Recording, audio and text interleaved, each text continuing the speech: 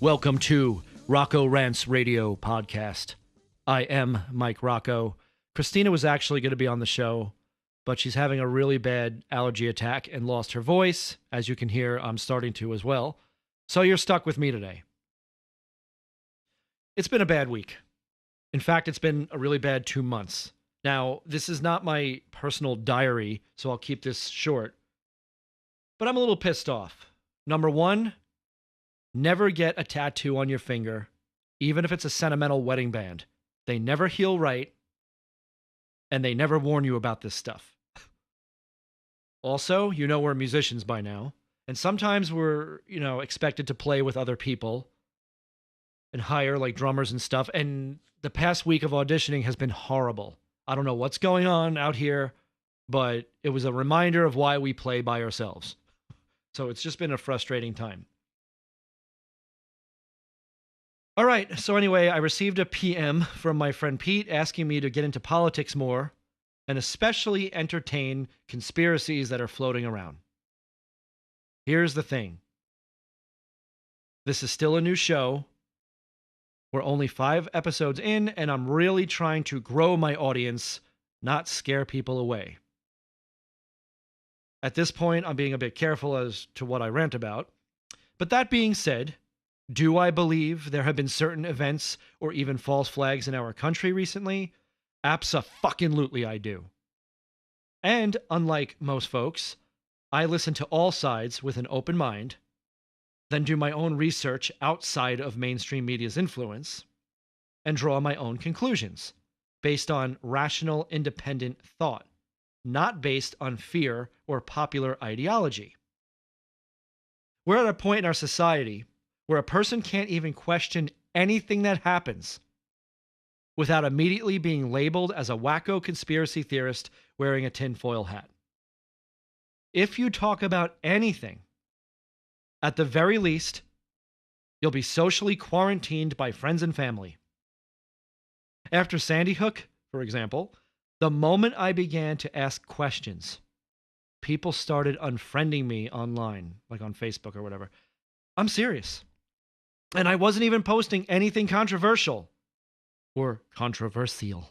When did people start pronouncing it that way? All of a sudden, it's controversial. How lame. People. Whatever, I wasn't even being offensive. I mean, I'm not David Icke. I'm not Alex Jones. But I am honest. And when something smells funny, it usually isn't flowers. Maybe I'll open up on the possibility of discussing these things someday, especially if you guys ask me to, but for now, I'll simply leave you with the following and then move on to cell phones, a safe, crowd-pleasing subject. This is kind of what I believe. This is not a political show, but people do ask, so here we go. In the United States, I believe there's this illusion of a democratic process in which we elect our leaders, pass laws based on a balance of power in Congress, and uphold our Constitution, except when it comes to income tax. Anyway, this is all smoke and mirrors. I think there is another shadow government comprised of various groups, i.e., the Council on Foreign Relations, the Trilateral Commission, the Bilderberg Group, all in cooperation with mainstream media, oil companies, key members of the entertainment business, I can definitely attest to that, intelligence agencies, and private bankers. They continue to subordinate the people toward a one-world government and methodically advance their agenda one event at a time. Their greatest power is our own ignorance and blind acceptance. It's working very well for them. Yeah, I have trust issues, but that's all. I'm leaving it at that. I just chased all of you away. Cell phones. The cell phone generation. Not too long ago, we went to Applebee's, and while walking to our table, I noticed a family gathering of at least 10 to 12 people. They were all silent, and most were playing around on their cell phones. It was actually pretty hilarious. Is it possible that many of the people you care about are sitting right in front of you in person? In fact, every place I go, it's truly becoming the zombie apocalypse. Even in cars while driving. Are you that desperate to avoid being alone for one moment in your life? Is it so hard to deal with your own thoughts? Or just open the window and get some fresh air while cranking a good song? Oh, not to mention, it's dangerous. It's dangerous. Talk about stopping to smell the roses. What's next? Are we going to just upload our consciousness into a fucking program or just act like the characters from WALL-E? Kids don't even want to learn musical instruments anymore. It's a challenge. It's a challenge. And why go out for the school play when you can watch, people falling off bicycles on YouTube through your phone? I hate phones. Can you tell? I have a pay-by-the-minute track phone. It's mostly there for emergencies, but I like to text my nephew and call to make sure my wife really wants pizza tonight. Otherwise, I don't do phones. And not just cell phones either.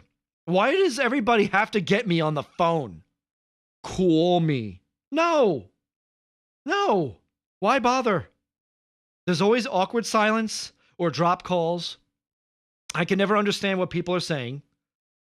Or there's just a lot of, nothing. Here's my ideal phone conversation. You ready? Okay. Ring, ring. Ring, ring. Hello. Hey, man, what's up? Friday at 7? Yeah, that sounds good. See you then. Okay, bye-bye. That's it. Very few people can get me on the phone for more than a minute or so. And I'm not trying to be a jerk. I'm just not a phone person. I'm an in-person sort of guy. Or email me. I love that. It gives me time to absorb what has been said and time to carefully respond. If I break my ankle, you can bet your ass I won't be emailing the hospital. What's your opinion? Call and let me know. Haha. By the way, I'm seeing on various websites that people are starting to tune in, but maybe like the WWE, nobody wants to admit it, except for the same 3 or 4 people who do write to me. If you have something you want to talk about, feel free to tell me. I don't really know what I'm doing with this. I don't even know why, but I think it's kind of fun. Let me know.